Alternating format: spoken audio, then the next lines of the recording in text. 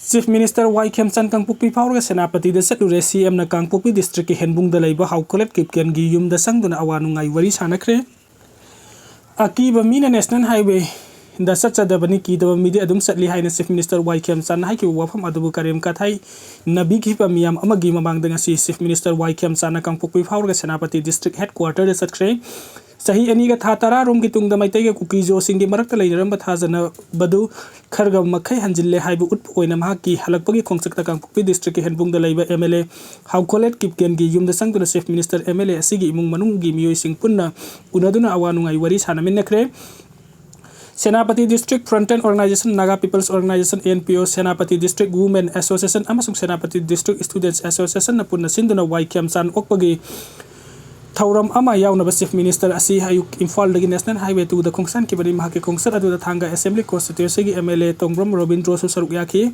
Kongsat adu saruk yariba pausi asi gi paumine pangpurput gi matung ni Imphal gi Senapati phau ki satpagi Kongsat asi kanamat ayat papan ba mata pirakhide Kangpukpi da sum yamna tawgadaba mathau adum tawnaba ui lambi da sumi adum satnab ui mahusagi mahusa dauna adum oi adumakpu BIP ama satpani na security sing di marangkai na saitok laga laiba uki Chief Minister na Senapati District Headquarters Silakpada Nagagi na kaya haraw tayam na uki multi-purpose hall da sanglakpada sumiyam na buke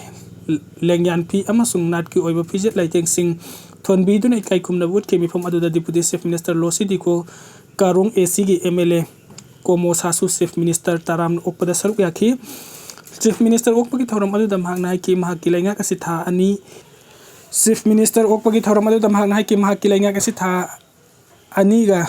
numit taruk ni khaktamak ngairi miyam gi tengbang guluina na mahakitim niyam na kana hona duna ingta papurak na hona raga laki mayam na subabung oi pathautang lobi duna amaga tapna wari watai sanaba dagi ayet pa apan ba amata yauduna mafam sida laksaba phongbadi mahak nai ki Manipur haibasi kanglup kunsaga taruk na punna khundaba lamni kanglup kunsaga taruk asina Manipuri ngaktuna lakhibani Manipur si mini India gumbani ekoina ahanbada India masani haiba khangadabani aduga ekoi Manipuri masani haibasisu Kauroi dabani adubu nungai taba haiba ama taragade ekoi Manipuri masani haiba se hojikti kanamatana hainingde Meitei su Manipuri ni hainingde Naga su Kuki su kanamatana Manipuri masani hainingde adubu ekoi Manipuri masani India masani haiba si khandragadi kaidongai du sokot pangamloi Singapore gi matang da paladuna Chief Minister na haiki Southeast Asia da per capita income khwaidagi wangba laibak ase Singapore no oiri Manipur gi valley area dagi su khara pikchaba laiba adubu kangluk marina khundaba lamni makoi mari mak Singapore ni haina uhanba ngambadagi Southeast Asia da per capita income khwaidagi wangba laibak oiba ngamlibani Manipur da khungdariba kangluk kontraga taruk ase human resource ta kari watling ekoi amata oina punna Manipur bu awangba thakta thangat minar ga sokhat palaibak amu oiminasi Senapati saukhatana mau saukhatana Manipuri saukhat pe yaro Imphal khakta saukhat laga Manipuri saukhat le haiba yaroi chapmana na saukhat minnaraba matamda ta Manipuri saukhat minnagadori bani NPO na pirakpa memorandum amagi matang da paladuna mahang na haiki medical college sama Senapati district lingba haiba si government of India gi district khudimakta medical college lingba haiba ama library na matang hek charakpada state cabinet na pukhalaga wa khannaba haujarage cbs system phagarhana bagi matang da CM na haiki deputy chief minister Losi Dikhona PS ED paibani na mahang na project ama thuna sanbiro selfie jarage Senapati district police mapam amada hungdok khibagi wafam adu mayam punna tanarga kadai waida hungdok sike haibadu laptop laga adum sinnanaba yagani barak festival site semkatnabagi matang da palladuna hai mafam adu tamhak salure aduki matik phajai barak turel gi maya da tourism gi saruk ama oirabani na department ga tanarga miyam go punsin aduna karamba mong da semkat sige haibadu khanarasi curfew komthokani hayeng ayuk pung manga dagi numit yung pung taragani thoi phawa Manipur gi tampaki district manga makta curfew komthokani curfew matamasi gi manung de mebim khudimak ni yum dagi mapan thoktana leinaba khangalagli lining laison ga mari leinaba thok thorom singi oina de district magistrate dagi ayaba logodabani curfew komthoklingi manung da sumiyoi manga dagi hena ponba yaroi mi sigadaba kusu kulai puduna satpa yaroi haidi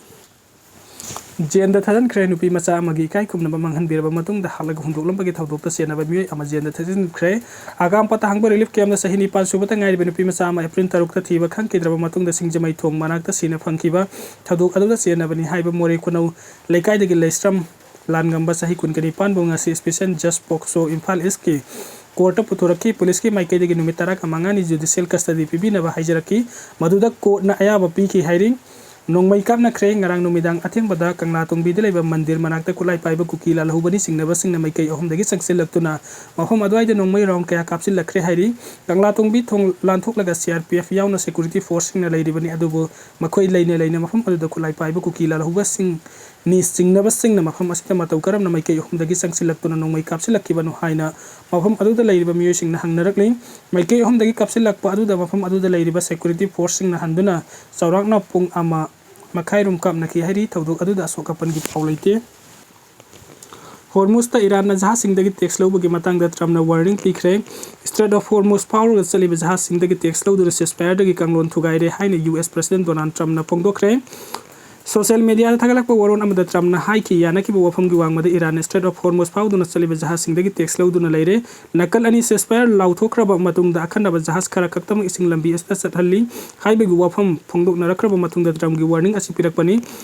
ceasefire lawthokraba su nakal ani makta mapung phana yanaba purakpa ngamdri haibu wafam sengna khangba ngamle mamangda Trump na ising lambi asida petroleum product amadi LPG hondo honjin tawriba jahaz singdagi tax lawbagi wafam pukhatki Iran ki oina su ising lambi asida chaliba jahaz koding makta tax lawbagi wafam pukhalaki Iran ki makuta nuclear weapon amata lahindabaga loinana Strait of Hormuz ta thau honba jahaz sing athingba leitara sathok sasin tawba yahanaba thawrang lawkhatpa haibasi US ki khwaidagi maru oiba thawdangni hairi Israel na Central Beirut sathaba attack ta miyoi chamaga marfuga nithoi sire kaya amana sokne Israel na mikung na taba Central Beirut ki commercial amasung residential area sing na sathaba attack ta miyoi chamaga marfuga nithoi sire amasung miyoi cha kaya asoka pan nangle US amadi Israel na Iran ga sokna riba lan lep na bagi ceasefire lawthokraba matungda thaudok asi thokibani thaudok adu thokraba tungda US President Donald Trump na high Lebanese militant group Hezbollah group na maram oirga ceasefire lawthoknabada Lebanon yaude hawjik chatnariba ceasefire asi Iran na saukatpa Hezbollah gi mafamdadi chatnade Israel gi military na minute 10 gi manungda Beirut kha thangba Lebanon amadi Eastern Beka Valley da leiba Hezbollah gi maru iba mafam samaromda matam amukta takan ba mongda attack satharakibani lan maram oraga mayum mai kai leitraba miyoi sing sangjafam lawriba mafam singdagi amamba maikhu mapai karak uki attack adu sathakra matungda ambulance amadi tongan ba gari sing nasi baksang hontok unaki Tronglaubi thaudok Jeliarung Union na yaningda phongdoragli thasi haukiba tang tareta Bisnupur district manung sanba Tronglaubi kuki military singna bom kapsenduna pikliba Angang ani Hatkiba amadi apok pina tamthina sokan kipabu Jeliarung Union Assam Manipuri Nagaland akan bamongda yaningda phongdoragli Jeliarung Union gi General Secretary Pantijai NINGMEI na khuyek pidana thadorak pacherwal amada asigumba angang singda hingsa gi thawak sing sataba asi crime against humanity amadi miyoi gi right pukhongau nabani nupi angang singda asigumba hingsa sathaba asina state asida purup sing punna shanti oina laiminabada kaiba pigani thaudok asi lumna lawduna state amasung center laingak na thubada senaba sing phaduna matik saba serak pigadabani khudong thiba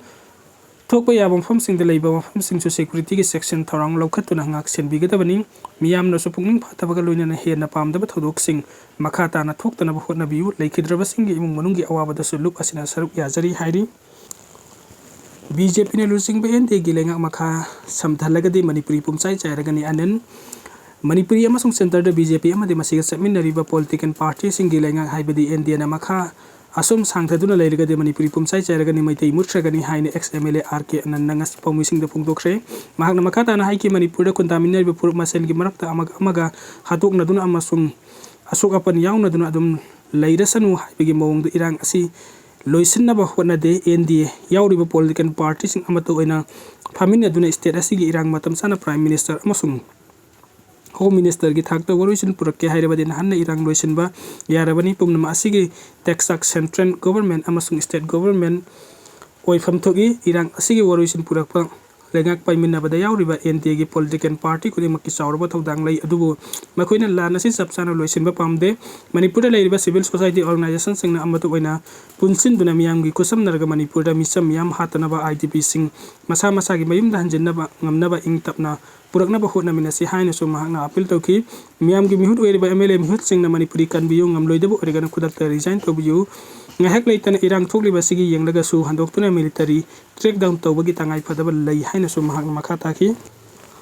Kangla Tongbida da police na Nongmei kapada miyoi ama sokle Kangla Tongbida Manipuri police na Nongmei kapada miyoi ama sokle miyoi adugi maming Lenkoging tuiboi kawi mahak kangpokpi mission hospital da laikanari hira masing matang da police na thadorpa cherol aman hai April 9 ki numindang da pung 8 ga makhai rom tabada kangpokpi lomdagi miyu 9 tongba Chevrolet Cruze ama sekmai lomdagi thorakpa alto car ama kangla tongbi thong manakta thunglaki Cruze adu nalada ta sindun accident thokpagi kangla tongbi Hindi high school manakta duty toba police personnel singna mafam adu dajang sintune yengke matama da alto car thorakpa miyu adu khungjan yang na thokirami police na khamna ba kayar hairabasu tasin nadana mathau tawriba security personnel sing da thomjinge tawramlaga kana thauki security personnel sing na gari adugi tayar tamna nongmai around khara kapki adubu gari adu khamdana makhata na thauki nga hek leiraga gari adubu thawriba miyo adu nongmai panbadagi sokle khanglaki Cruze thorakpa jangen khongsai chai kunga mathoi koba miyo adu sapar maina police station da sinarga FIR ama laukalaga investigation sataba hore chingnani oiba thawong satharakpa amasung mathau tawriba police sing da khudong thiba thokalakpa yaba maram na tangai fadana nongmai round khara kap khibani hiramasigi matang da miyam bulan lamjing pa yaba mong da aran pau sandok lui dawani haina police ki serol amana pongdorakli kodune NI su da shutdown togani haina lauthorkiba mari leina na manipuri police na warwal asi miyam da pongdorakpani amaram da district asigi kodong tiningai oibani haina singna mafam sing da security force sing na makhata na thibo humbagi thabuk sathari